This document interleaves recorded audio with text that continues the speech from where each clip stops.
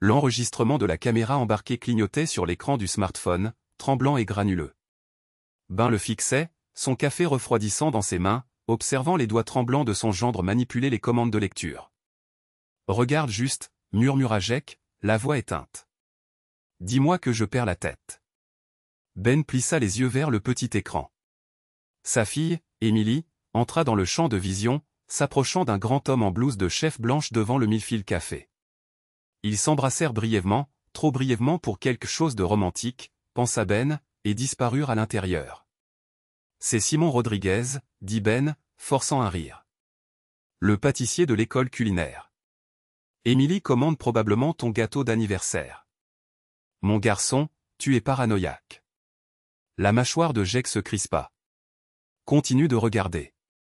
L'horodatage indiquait 43 minutes de conversation à travers la vitrine du café. Émilie et Simon étaient assis l'un en face de l'autre, des carnets ouverts entre eux, pointant du doigt ce qui ressemblait à des croquis de conception. « Tu vois. » Ben se détendit. « Réunion d'affaires. Dessin de gâteau. » « Rembobine, » dit Jake doucement, jusqu'au moment où ils sortent. Le doigt de Ben recula dans l'enregistrement.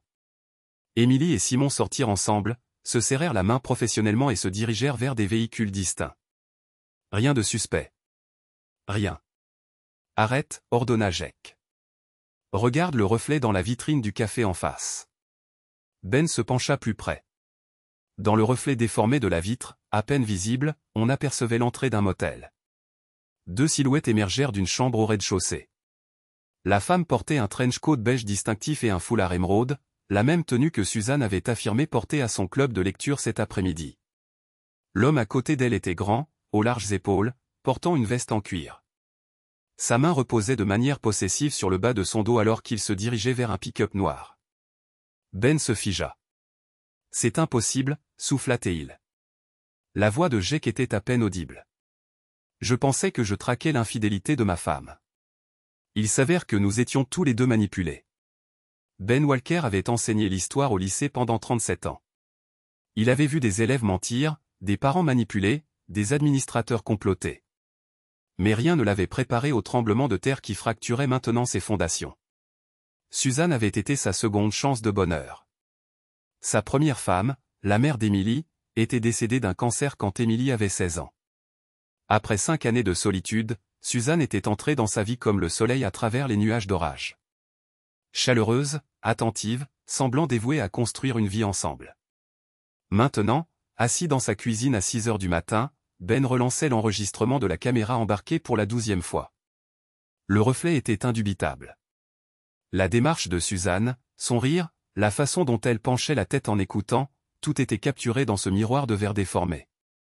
Jake était assis en face de lui, les yeux creux et épuisés. Je suivais Emily depuis 2 semaines, convaincu qu'elle me trompait, installant des applications de suivi, vérifiant ses messages, me rendant fou de suspicion alors que Suzanne était en fait. Ben ne put terminer la phrase. Je suis désolé, Ben. J'aurais dû m'en rendre compte plus tôt. Le timing, les lieux. Suzanne utilisait les réunions légitimes d'Emily comme couverture. Ben posa le téléphone délicatement, son esprit d'enseignant organisant déjà les faits, les chronologies, les preuves. Qui est-ce? Jake sortit une tablette, ouvrit un navigateur. Ryan Torino, inspecteur des contrats municipaux. Divorcé l'année dernière dans des circonstances financières que les archives du tribunal qualifient de suspectes. La photo montrait un homme d'une 40aine d'années avec des yeux bleus perçants et le genre de sourire prédateur que Ben avait appris à reconnaître chez les élèves à problème, ceux qui se sortaient des conséquences par le charme. Il est spécialisé dans les audits d'infrastructures, continua Jake. Routes, services publics, bâtiments publics, contrats à prix élevé avec de nombreuses possibilités de comptabilité créative. Les mains de Ben se serrèrent involontairement. Depuis combien de temps? D'après les métadonnées de ma surveillance, au moins 4 mois. Peut-être plus. 4 mois de mensonges. 4 mois pendant lesquels Suzanne l'embrassait pour lui dire au revoir chaque matin, partageait des conversations autour du dîner, discutait de projets de retraite, tout en trahissant tout ce qu'ils avaient construit ensemble. Le téléphone de Ben vibra, un texto de Suzanne. Club de lecture en retard. Ne m'attends pas. Je t'aime. Il montra le message envoyé il y a 16 minutes à Jake. Jake vérifia ses données de suivi. Emily est à la maison avec moi depuis toute la soirée. Son club de lecture se réunit le jeudi, pas le mardi. La rage qui montait dans la poitrine de Ben était volcanique, mais sa voix resta ferme. J'ai besoin de tout savoir. Jusqu'où ça va? Ce qu'il planifie, ce à quoi j'ai vraiment affaire. Jake hocha la tête d'un air sombre. J'ai quelques idées à ce sujet, mais tu n'aimeras pas ce que nous allons trouver. Le lendemain matin, Ben suivit sa routine habituelle, l'esprit en ébullition. Suzanne préparait le petit déjeuner, bavardant de son cours de poterie et de ses projets de week-end, son jeu était impeccable. 28 ans d'enseignement avaient donné à Ben un sens aigu de la tromperie, mais le jeu d'actrice de Suzanne était digne d'un Oscar. La fête d'anniversaire des Henderson est samedi, dit-elle, beurrant une tartine. Tu ne penses pas qu'on devrait leur prendre quelque chose de bien? Peut-être ces verres en cristal de chez Bloomingdale's? Ben acquiesça distraitement, observant ses mains délicates, l'alliance qu'il y avait passée 6 ans auparavant. Comme tu voudras. Après le départ de Suzanne pour son prétendu cours de poterie, Ben se rendit à l'appartement de Jake. Son gendre avait passé la nuit à approfondir les antécédents de Ryan Torino, et les résultats étaient inquiétants. 3 mariages précédents, rapporta Jake, étalant des documents imprimés sur sa table à manger. Chacun s'est terminé par des allégations de manipulation financière. Il a un schéma bien rodé. Il cible les femmes plus âgées qui ont des biens, gagnent leur confiance, puis vident systématiquement leurs comptes. Ben étudia un document judiciaire du 2e divorce de Torino. Son ex-femme affirme qu'il a falsifié sa signature sur des demandes de prêt, ouvert des cartes de crédit à son nom et même essayé de modifier les bénéficiaires de son assurance vie. Les accusations ont été abandonnées, dit Jake d'un ton sombre. Elle n'a pas pu prouver l'intention de frauder. Mais le schéma est clair. L'instinct pédagogique de Ben se réveilla. Montre-moi la chronologie. Jake avait créé un tableau détaillé qui mettait en parallèle les relations de Torino et son historique financier. Chaque mariage coïncidait avec des afflux soudains d'argent, suivis d'investissements mystérieux et d'entreprises qui échouaient inévitablement. C'est un prédateur professionnel, conclut Ben. Et Suzanne est sa proie actuelle. Il y a plus. Jake ouvrit l'application bancaire partagée sur son téléphone. Vérifie tes comptes. Ben se connecta, fit défiler les transactions récentes. Ses versements de pension étaient intacts, mais plusieurs virements plus modestes attirèrent son attention, des montants que Suzanne pouvait retirer sans déclencher d'alerte, mais suffisamment importants pour financer une liaison. 200 ici, 350 là, souligna Jake, toujours avec des explications, courses, réparation de la maison, cadeau pour Emily. La mâchoire de Ben se crispa. Rien de tout cela n'est vrai. C'est encore pire. J'ai fait une enquête de crédit sur vos 2 noms. Quelqu'un a fait des demandes de renseignements concernant le refinancement de votre maison. Ces mots frappèrent Ben comme un coup physique. La maison représentait tout, sa sécurité, l'héritage d'Emily, les fondations de sa retraite soigneusement planifiées. Jake lui tendit un autre document. Ça a été déposé au bureau d'enregistrement du comté il y a 3 jours. Une demande d'information sur l'acte de propriété et le statut de l'hypothèque. Ben fixa la signature falsifiée de Suzanne au bas du document. L'écriture était parfaite. Elle avait eu l'occasion de s'exercer à signer son nom sur les cartes de vœux et les lettres de remerciement au fil des ans. Elle prévoit de tout voler, dit Ben d'une voix calme. Plus que ça, regarde ça. Jake lui montra un formulaire de demande de renseignement sur l'assurance vie portant également des signatures falsifiées. Suzanne avait demandé des détails sur l'augmentation de la couverture de Ben et la modification des désignations de bénéficiaires. La rage volcanique qui montait dans la poitrine de Ben se cristallisa en quelque chose de froid et de calculateur. Sa femme ne se contentait pas de le tromper. Elle se positionnait pour profiter de sa destruction, voire même de sa mort. Il nous faut des preuves, dit Ben, sa voix prenant le ton autoritaire qu'il utilisait avec les classes difficiles. De vraies preuves qui tiendront devant un tribunal. Jake acquiesça. J'ai aussi des idées à ce sujet. Le matériel de surveillance installé par Jake était pratiquement invisible, des enregistreurs vocaux activés par la voix déguisée en objet domestique, une caméra sténopée dans le détecteur de fumée, un suivi GPS sur la voiture de Suzanne. Ben se sentait comme un espion dans sa propre maison, mais la situation exigeait des mesures extrêmes. En une semaine, ils avaient des heures de conversation enregistrées entre Suzanne et Torino, ainsi que des preuves photographiques de leur rencontre dans divers motels du comté. Le contenu était accablant. Ben n'y voit absolument rien, la voix de Suzanne sortit des haut-parleurs cachés pendant que Jake diffusait les derniers enregistrements. Il croit que je suis cette petite femme au foyer dévouée. Le pauvre vieux fou. Le rire de Torino était cruel. Combien de temps devons-nous encore faire semblant? Plus très longtemps. Je lui fais signer des papiers sans qu'il les lise. Je lui ai dit que c'était juste pour mettre à jour nos polices d'assurance. Une fois le refinancement effectué, nous aurons accès à près de 200 000 $ de capital. Et s'il se méfie?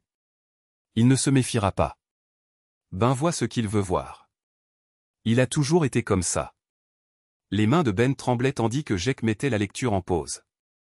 37 ans d'enseignement lui avaient endurci la peau, mais entendre sa femme discuter de sa manipulation avec un mépris aussi désinvolte, c'était comme être écorché vif. Il y a plus, dit Jake doucement. L'enregistrement suivant était encore pire, Suzanne et Torino discutant de scénarios de calendrier, de combien de temps Ben pourrait vivre, de comment accéder à ses prestations de retraite, et si son problème cardiaque faisait de lui un bon candidat pour des causes naturelles. Continue, dit Ben, les dents serrées.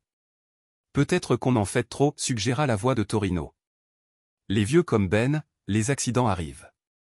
Une glissade dans la salle de bain, une chute dans l'escalier. Personne ne remet en question le chagrin d'un veuf, surtout quand l'assurance vie paie. La réponse de Suzanne glaça Ben jusqu'à la moelle. J'y ai réfléchi, mais je dois être prudente.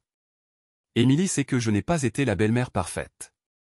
Si quelque chose se produit trop tôt après qu'on ait vidé ses comptes, elle pourrait se méfier. Ben se leva brusquement et se dirigea vers la fenêtre, faisant les 100 pas. En bas, des gens ordinaires menaient des vies banales, promenant leurs chiens, relevant leurs courriers, s'occupant de leur jardin. Son monde avait dégénéré en un cauchemar de tromperie et de prédation. Nous avons suffisamment de preuves pour des accusations criminelles, dit Jake calmement.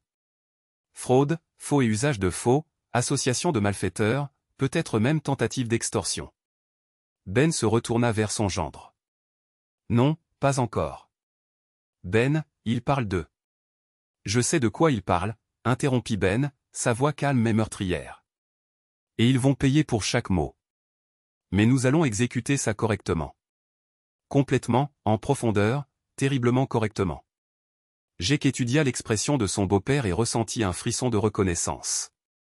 C'était la même fureur contenue que Ben déployait face aux brutes et aux tricheurs dans sa classe, calme, méthodique et absolument impitoyable. Qu'avez-vous en tête? Ben sourit, et Jake comprit soudainement pourquoi les élèves à problème avaient appris à craindre cette expression particulière. Je vais leur donner une leçon qu'ils n'oublieront jamais. Le plan que Ben conçut possédait une élégante simplicité. Plutôt que d'agir immédiatement pour arrêter Suzanne et Torino, il les laisserait creuser leur propre tombe tout en construisant un dossier inattaquable contre eux. Au cours des 2 semaines suivantes, Ben joua le rôle du mari parfait et naïf. Il signa les documents que Suzanne lui présentait, accepta ses suggestions concernant les modifications d'assurance, l'accompagna même à un rendez-vous bancaire où elle le présenta à un conseiller financier qui était, en réalité, le complice de Torino. Cependant, derrière la façade, Ben documentait méticuleusement chaque chose. Il photographiait subrepticement chaque document avant de le signer, enregistrait chaque conversation et suivait chaque transaction. Plus important encore, il commença à tendre des pièges. Collaborant avec l'expertise technologique de Jake et sa propre planification méthodique, Ben créa une piste numérique qui exposerait finalement toute la conspiration. Il ouvrit un compte bancaire secret en utilisant uniquement son nom, y transféra ses cotisations de retraite et commença à transmettre de fausses informations à Suzanne concernant ses biens. « Parle-moi encore du bateau », dit Suzanne lors d'un dîner un soir, sa voix désinvolte, mais ses yeux trahissant son avarice. Ben sourit innocemment. « Quel bateau ? Celui que ton frère t'a laissé. Tu as dit qu'il valait 30 000. » Ben n'avait jamais possédé de bateau, et il n'avait jamais eu de frère qui en possédait un. Cependant, 2 semaines auparavant, il avait orchestré un faux appel téléphonique à portée d'oreille de Suzanne, discutant d'un héritage fictif d'un parent fictif. Ah, ça. Oui, il est amarré à Newport. J'envisageais de le vendre. En fait, 35 000, c'est la valeur marchande actuelle. La fourchette de Suzanne s'arrêta à mi-chemin de sa bouche. Tu n'as pas dit que tu voulais le vendre. Eh bien, on pourrait utiliser l'argent pour des rénovations, ou peut-être ce voyage en Europe dont tu rêves. Il observa l'esprit de Suzanne s'emballer, calculé, intrigué. Ce soir-là, les enregistreurs cachés capturèrent son appel excité à Torino, l'informant du nouvel actif qu'ils pouvaient cibler. Chaque trésor fictif que Ben leur tendait, une voiture de collection entreposée, des actions héritées de sa première femme, un coffre-fort rempli de pièces, étaient soigneusement documentés et enregistrés. Au moment où il conclut, Suzanne et Torino avaient avoué sur bande avoir planifié des vols de biens qui n'existaient pas. Pendant ce temps, Jake poursuivait sa propre piste. Tirant parti de ses contacts dans le développement de logiciels, il avait créé de faux profils sur les réseaux sociaux et avait commencé à fournir à Torino des informations sur d'autres victimes potentielles, des veuves fortunées, des cadres à la retraite, toute personne qui pourrait sembler être une cible facile. Torino mordit à l'hameçon, se vantant avec enthousiasme de ses méthodes et partageant les détails d'arnaques passées. Bientôt, Jake avait enregistré des preuves de multiples escroqueries en cours. Il a au moins 6 femmes à l'hameçon en ce moment, rapporta Jake lors d'une de leurs réunions clandestines. Une infirmière retraitée à Portland, une veuve à Salem, même une femme en Californie qu'il fait patienter en ligne. Ben secoua la tête d'un air sombre. Un prédateur professionnel, comme nous le soupçonnions. Combien de vies a-t-il détruites? D'après ce que j'ai découvert, probablement des dizaines. Certaines de ces femmes ont perdu toutes leurs économies de retraite. L'ampleur de l'entreprise criminelle de Torino était stupéfiante, mais elle fit aussi germer une idée de vengeance parfaite, une vengeance qui non seulement détruirait le traître de sa femme, mais pourrait potentiellement aider ses anciennes victimes à récupérer leurs pertes. Je pense qu'il est temps de contacter les autorités, dit Ben, mais pas la police locale. C'est du Federal Fraud, fraude par fil, racket. Il faut le FBI. Les yeux de Jake s'écarquillèrent. Êtes-vous certaine? Une fois que nous impliquons les agents fédéraux, il n'y a plus de retour en arrière. Oh, j'en suis certaine. Suzanne et son petit ami désirent jouer dans la cour des grands. Observons comment ils gèrent la prison fédérale. L'agent spécial Patricia Vance enquêtait sur les crimes financiers depuis 15 ans, mais l'affaire que Ben Walker lui présentait était inhabituellement bien documentée. La plupart des victimes de fraude approchaient le FBI avec des soupçons et des bribes de preuves. Ben arriva avec du matériel d'enregistrement, des relevés financiers détaillés et une chronologie exhaustive des activités criminelles. Monsieur Walker, dit l'agent Vance, en examinant les documents dans son bureau local de Portland, c'est un travail remarquable. Vous devriez envisager un changement de carrière. Le sourire de Ben était amer. Je vais m'en tenir à l'enseignement, bien que je suppose qu'il existe certaines similitudes. L'agent Vance étala les photos et les transcriptions sur son bureau. Laissez-moi m'assurer que je comprends bien l'étendue des dégâts. Votre femme et Ryan Torino ont une liaison tout en vous fraudant systématiquement de vos biens matrimoniaux. Ce n'est que le début, répondit Ben. Il lui tendit la recherche de Jake sur les autres victimes de Torino. Nous pensons qu'il mène des escroqueries similaires dans plusieurs États depuis plus d'une décennie. L'agent siffla doucement en examinant les preuves. Fraude électronique, fraude postale, vol d'identité, association de malfaiteurs pour commettre des crimes fédéraux. Monsieur Torino a été occupé. Qu'en est-il de ma femme? Faux et usage de faux, association de malfaiteurs, possible complicité de racket, si nous pouvons prouver qu'elle était au courant de ses autres victimes. L'agent Vance leva les yeux des documents. Elle risque une peine fédérale sérieuse.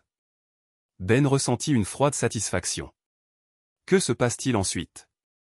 Nous aurons besoin que vous continuiez votre routine normale pendant que nous préparons l'affaire. Pouvez-vous gérer cela? Continuer à prétendre que rien ne va mal? Ben pensa à la performance de Suzanne ce matin, bavardant de projets pour le week-end tout en complotant secrètement sa ruine financière.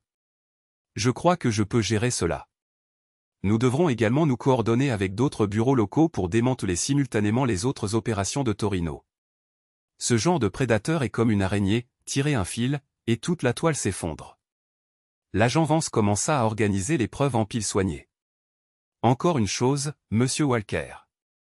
Lorsque nous passerons à l'action, ce sera rapide et complet. Votre femme sera arrêtée chez vous, probablement tôt le matin. Êtes-vous préparé à cela? Ben se préparait à ce moment depuis la première fois qu'il avait visionné cette vidéo de la caméra embarquée. Agent Vance, je regarde ma femme me mentir au visage depuis des mois tout en planifiant de voler tout ce pour quoi j'ai travaillé. La regarder se faire arrêter sera le moment le plus honnête de notre mariage. L'expression de l'agent s'adoucit légèrement. Je suis désolé que vous viviez cela. La trahison d'un conjoint est l'une des pires choses que les gens puissent vivre. Ben se leva pour partir, rassemblant ses copies des preuves. Vous savez ce qui est le pire? Ce n'est pas l'argent, ni même l'infidélité. C'est qu'elle m'a rendu complice de ma propre destruction, m'a fait signer des papiers, me faisant lui faire confiance, me faisant croire en nous. Elle a utilisé mon amour comme une arme contre moi. Il s'arrêta à la porte. Mais elle a commis une erreur cruciale. Laquelle? Le sourire de Ben était glacial. Elle a sous-estimé ce qui se passe quand on essaie d'escroquer un enseignant. Nous sommes spécialisés dans la capture des tricheurs. Les raids eurent lieu simultanément dans 4 États. Un mardi à 6 heures du matin, Ben buvait du café dans sa cuisine lorsque l'équipe tactique du FBI encercla sa maison. Même si l'agent Vance l'avait prévenu que cela se produirait, Suzanne portait encore son peignoir lorsque l'agent Vance frappa à la porte d'entrée, mandat à la main. « Suzanne Walker, vous êtes en état d'arrestation pour association de malfaiteurs pour commettre des fraudes, faux et usage de faux, et racket », annonça l'agent Vance alors que Suzanne ouvrait la porte. L'expression de choc sur le visage de Suzanne était totale. Elle se tourna vers Ben, la confusion et la peur se disputant dans son expression. « Ben, qu'est-ce qui se passe? Qu'est-ce qui se passe ?» Ben posa sa tasse de café avec précaution. « La même chose qui arrive à ton petit ami en ce moment, la justice. » Le visage de Suzanne devint blanc comme un linge alors que les menottes se refermaient autour de ses poignets. « Tu savais? Depuis combien de temps le sais-tu? Assez longtemps pour documenter chaque crime que tu as commis, chaque mensonge que tu as raconté, chaque plan que tu as élaboré. » La voix de Ben était professorale, calme, dévastatrice. « Tu croyais vraiment que tu pouvais voler un enseignant sans que je remarque les schémas, que je vérifie ton travail, que je note ta performance? » Les agents du FBI commencèrent à fouiller la maison, saisissant méthodiquement des documents et des appareils électroniques. Suzanne se débattait contre les menottes, son sang-froid complètement brisé. « C'est de la folie, hurla-t-elle. Ben, dis-leur que tout cela est une erreur. Je suis ta femme. Tu es une criminelle, répondit Ben froidement. Et les criminels doivent en subir les conséquences. L'agent Vance fit un pas en avant. Madame Walker, nous avons des enregistrements de vous en train de planifier de frauder votre mari, de falsifier sa signature et potentiellement de lui faire du mal. Vous avez le droit de garder le silence. Des enregistrements? La voix de Suzanne se brisa. Ben, tu m'as enregistré? Tu m'as espionné? Le rire de Ben était amer. Je me suis protégé d'une prédatrice qui se trouvait, par hasard, dans mon lit. Tandis que les agents conduisaient Suzanne vers leur véhicule, elle tenta une dernière manipulation. Ben, s'il te plaît. Tout ceci est un malentendu. Je t'aime. Je t'ai toujours aimé. Ben les suivit dehors, où des voisins se rassemblaient pour assister au spectacle. Suzanne, tu as dit à ton petit ami il y a 3 jours que j'étais un pauvre vieux idiot qui ne ferait de toute façon plus long feu. C'est enregistré. La contenance de Suzanne finit par s'effondrer complètement. Tu m'as enregistré? Tu m'as espionné dans notre propre maison. Je me suis protégé d'une association de malfaiteurs, répondit froidement Ben. Ce que j'aurais dû faire dès l'instant où je t'ai rencontré. Le moteur du véhicule du Bureau fédéral d'investigation rugit, mais Suzanne résistait à l'idée d'être placée à l'intérieur. Ben, ne les laisse pas faire ça. On peut arranger ça. L'agent Vance dut retenir physiquement Suzanne alors qu'elle se jetait sur Ben, les menottes s'entrechoquant. Tu es en train de nous détruire. On avait des projets. On envisageait un avenir. Tu envisageais des projets pour me voler mon avenir, rétorqua Ben. Maintenant, tu as entre 7 et 12 ans de prison fédérale pour méditer sur ces projets. Les yeux de Suzanne s'écarquillèrent. 7 à 12 ans? De quoi tu parles, Ben? Qu'est-ce que tu as fait? J'ai noté ta prestation, dit Ben tranquillement. Tu as échoué. Tandis que le véhicule du Bureau fédéral d'investigation s'éloignait avec Suzanne à l'intérieur, Ben sentit un poids s'envoler de ses épaules, un fardeau qu'il n'avait même pas réalisé qu'il portait. Pour la première fois depuis des mois, il pouvait respirer librement. Jake sortit de sa propre maison de l'autre côté de la rue, d'où il avait observé le déroulement des arrestations. Comment te sens-tu? Ben réfléchit attentivement à la question. Libre. En colère. Trahi. Mais surtout instruit. Instruit. J'ai appris quelque chose d'important aujourd'hui. J'ai appris la distinction entre l'amour et la manipulation, entre la confiance et la naïveté.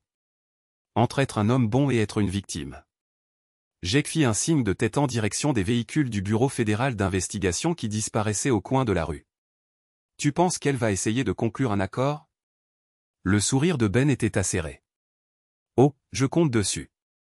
Plus elle révélera de choses, plus ils auront de preuves contre tout le réseau de Torino. Suzanne a toujours été une artiste douée. Voyons voir si elle sera aussi performante sur la scène fédérale. Le procès dura 6 semaines et domina la couverture médiatique locale. Ben s'assit dans la galerie tous les jours, observant l'avocat de la défense de Suzanne tenter, sans succès, de la dépeindre comme une victime de la manipulation de Torino. L'accusation, menée par Michelle Torres, procureure adjointe des États-Unis, démantela systématiquement ce récit, en utilisant les enregistrements de Ben et les preuves numériques de Jake. Mesdames et messieurs les jurés, déclara Torres lors de sa déclaration liminaire, cette affaire concerne des prédateurs qui ont ciblé l'amour et la confiance d'un homme pour voler les économies de toute une vie. L'accusée n'a pas été trompée. Elle a été un participant actif à une entreprise criminelle. L'avocat de Suzanne, un avocat privé coûteux payé avec ce qui restait de ses biens personnels, tenta de plaider la contrainte et la manipulation émotionnelle. Ma cliente a été manipulée par Ryan Torino, un escroc chevronné qui a exploité sa solitude et sa vulnérabilité. La défense a fait valoir qu'elle était autant une victime que quiconque. Mais les enregistrements ont brossé un tableau différent. Heure après heure, le jury a écouté Suzanne planifier avec enthousiasme la destruction financière de Ben, discutant des scénarios de calendrier pour accéder à sa pension, riant même de sa nature confiante. La preuve la plus accablante provenait d'une conversation enregistrée quelques jours seulement avant les arrestations, où Suzanne discutait de l'accélération de leur calendrier. J'en ai marre de faire semblant de me soucier de ces leçons d'histoire ennuyeuses et de ces plans de retraite stupides. La voix de Suzanne résonna dans la salle d'audience. Débarrassons-le de tout et disparaissons. Il est de toute façon trop pathétique pour se défendre. Ben regarda Suzanne tressaillir alors que ses propres mots la condamnaient. Elle jeta un coup d'œil vers lui une fois pendant cette lecture, et il croisa son regard avec fermeté. Plus de colère maintenant, juste une évaluation froide. La salle d'audience entra en éruption lorsque Torres diffusa l'enregistrement où Suzanne et Torino discutaient de scénarios de cause naturelle pour la mort potentielle de Ben. Plusieurs jurés reculèrent visiblement, et une femme âgée secoua la tête avec dégoût. « Votre honneur », s'opposa l'avocat de Suzanne. Cet enregistrement est complètement sorti de son contexte. Rejeté, déclara le juge Morrison. Le jury entendra le contexte complet des propres mots de l'accusé. Lorsque Torino témoigna à sa propre défense, son arrogance était époustouflante. Même face à de multiples accusations fédérales, il tenta de charmer le jury avec des histoires sur son enfance difficile et ses mariages ratés. « Je n'ai jamais voulu blesser personne », témoigna Torino. « J'essayais juste de construire une vie avec Suzanne. Parfois, les choses se compliquaient, mais mes intentions ont toujours été honnêtes. » Le contre-interrogatoire de l'accusation fut brutal. M. Torino, aviez-vous des intentions honnêtes lorsque vous avez falsifié la signature de M. Walker sur les demandes de prêt? C'était l'idée de Suzanne. Aviez-vous des intentions honnêtes lorsque vous avez envisagé si M. Walker pouvait mourir de cause naturelle avant que vous ne puissiez lui voler sa pension? Cela a été sorti de son contexte. Aviez-vous des intentions honnêtes lorsque vous avez dit à Suzanne que les hommes plus âgés comme M. Walker étaient de bonnes cibles parce que personne ne remet en question les accidents? Le calme de Torino finit par se fissurer. Vous ne comprenez pas la pression que je subissais. Suzanne exigeait plus d'argent, menaçant de partir si je ne m'exécutais pas. C'est elle qui poussait à des tactiques plus agressives. Suzanne se leva d'un bond de la chaise du prévenu. Menteur. Vous m'avez manipulé dans tout. Vous avez dit que quelques milliers de dollars ne manqueraient pas à Ben. À l'ordre. Le juge Morrison frappa avec son maillet. Madame Walker, asseyez-vous immédiatement, sinon vous serez reconnue coupable d'outrage. Ben observa le visage de Suzanne pendant que son partenaire la sacrifiait. Quel que soit l'amour ou le partenariat qu'ils avaient partagé, il s'évapora sous les lumières crues des poursuites fédérales. Pendant le réquisitoire de Torres, elle diffusa des enregistrements sélectionnés tout en pointant directement Suzanne du doigt. Mesdames et messieurs, écoutez les propres mots de l'accusé. Ce n'est pas une femme qui est manipulée ou contrainte. C'est une femme qui qualifiait son mari de pathétique tout en planifiant sa destruction financière. Suzanne sanglota pendant tout le réquisitoire, mais les visages des jurés restèrent impassibles. Après avoir délibéré pendant moins de 4 heures, ils rendirent leur verdict. Sur l'accusation de conspiration en vue de commettre une fraude par virement bancaire, nous déclarons l'accusé coupable. Sur l'accusation de faux en écriture au premier degré, nous déclarons l'accusé coupable. Sur l'accusation de racket, nous déclarons l'accusé coupable. Suzanne s'effondra à chaque verdict de culpabilité, comprenant enfin que sa performance avait échoué auprès de son public le plus important. Torino fixa droit devant lui, son charme de prédateur finalement épuisé. Le juge Catherine Morrison prononça leur sentence 2 semaines plus tard, et la salle d'audience était bondée de médias et de spectateurs. Monsieur Torino, vous êtes un criminel de carrière qui a victimisé des personnes vulnérables dans plusieurs États depuis plus d'une décennie. Ce tribunal vous condamne à 12 ans de prison fédérale, suivi de 5 ans de mise à l'épreuve sous surveillance. Vous devrez également verser une restitution à toutes les victimes identifiées, pour un montant total d'environ 1 200 000 $. Les jambes de Torino faillirent se dérober sous lui en encaissant la sentence. L'huissier se rapprocha, prêt à le rattraper s'il tombait. Madame Walker, bien que votre rôle ait été un peu moins important, vous avez activement participé à la fraude envers votre propre mari, un homme qui vous faisait entièrement confiance. Ce tribunal vous condamne à 7 ans de prison fédérale, suivi de 3 ans de mise à l'épreuve sous surveillance. Suzanne sanglota inconsolablement pendant que les huissiers l'emmenaient. Elle regarda Ben une dernière fois, son visage exprimant le désespoir et la supplication. Ben se leva lentement, remit sa cravate en place et quitta la salle d'audience sans un regard en arrière. Émilie le trouva plus tard dans la soirée, assis sur sa véranda avec un verre de whisky et le journal local. Le titre principal disait « Un enseignant local révèle un réseau de fraude multi-États. » Papa. La voix d'Émilie était hésitante. Elle avait assisté à certaines audiences du procès, mais avait du mal à gérer les émotions complexes liées au fait de voir sa belle-mère être reconnue coupable. Ben leva les yeux vers sa fille, sa vraie famille, la seule personne dont l'amour n'avait jamais été une performance ou une manipulation. « Comment vas-tu, ma chérie ?» Émilie s'assit à côté de lui sur la balançoire de la véranda. « Je n'arrête pas de me dire que j'aurais dû le voir. Suzanne posait toujours des questions bizarres sur tes finances, ton assurance maladie, tes plans de retraite. Je pensais qu'elle se souciait simplement de toi. Elle était très douée pour sa performance, dit Ben doucement. Même moi, j'y ai cru pendant 6 ans. Es-tu en colère contre moi de ne pas avoir percé son jeu? Ben posa son whisky et prit la main de sa fille. Émilie, tu protégeais ta relation avec moi. Tu voulais que je sois heureux. Il n'y a rien de mal à ça. Ils restèrent un moment dans un silence confortable, regardant le coucher de soleil peindre le ciel de nuances d'orange et d'or. Que se passe-t-il maintenant? Demanda finalement Émilie. Ben réfléchit à la question. La maison semblait vide sans le bavardage constant de Suzanne, mais elle semblait aussi propre, exempte de tromperie et d'intentions cachées. Maintenant, je vais découvrir qui je suis quand je ne suis plus la cible de quelqu'un, dit-il. J'ai ma pension, la maison, suffisamment d'économies pour tenir aussi longtemps que nécessaire. Et surtout, j'ai retrouvé mon respect de moi-même. Émilie lui serra la main. Je suis fier de toi, papa. D'avoir riposté. De ne pas les avoir laissés te détruire. Ben sourit, se sentant plus léger qu'il ne l'avait été depuis des mois. Tu sais ce que ta mère disait? Que la meilleure vengeance, c'est de bien vivre. Je pense qu'elle n'avait qu'en partie raison. Quelle est l'autre partie? La meilleure vengeance, c'est de s'assurer que les personnes qui ont essayé de te détruire assument les conséquences de leur choix. Suzanne et Torino n'ont pas seulement volé de l'argent. Ils ont volé la confiance, la tranquillité d'esprit, la sécurité. Ils méritaient tout. Tout ce qu'ils ont eu.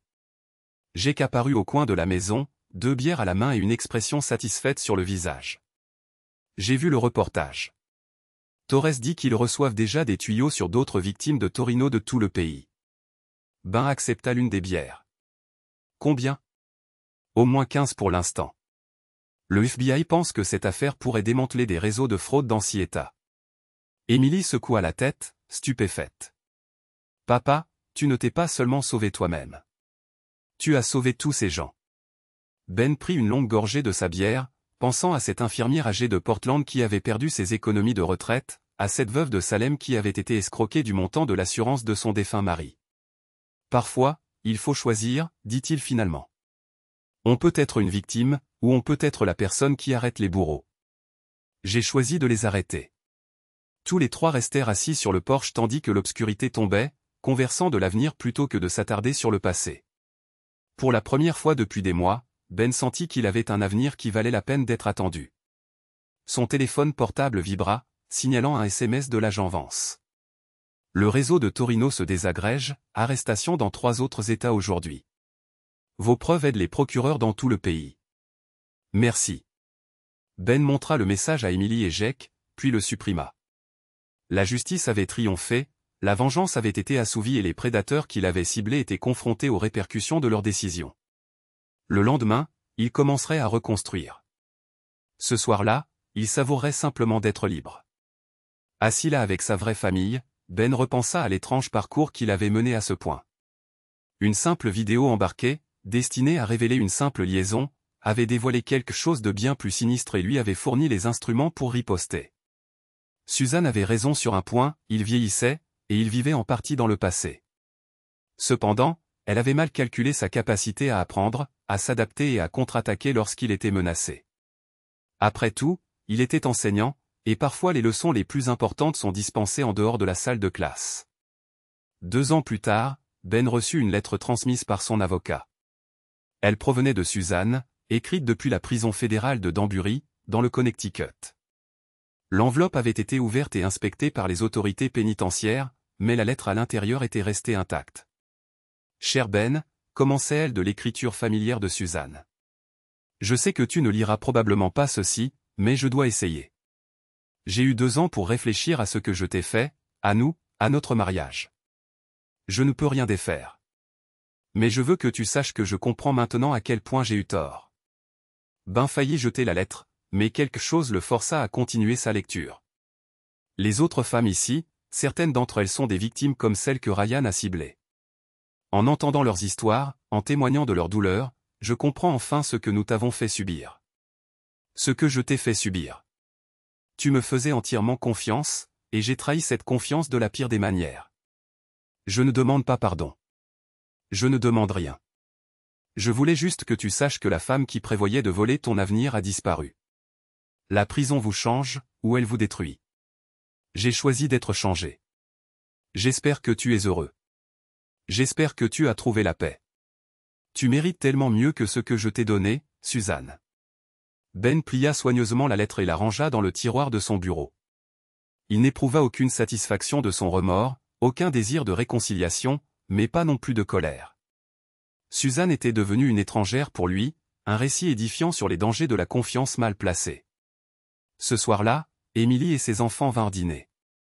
Son petit-fils, Tommy, qui avait maintenant 8 ans, insista pour montrer à Ben son dernier projet d'histoire, une affiche sur les héros de la Seconde Guerre mondiale.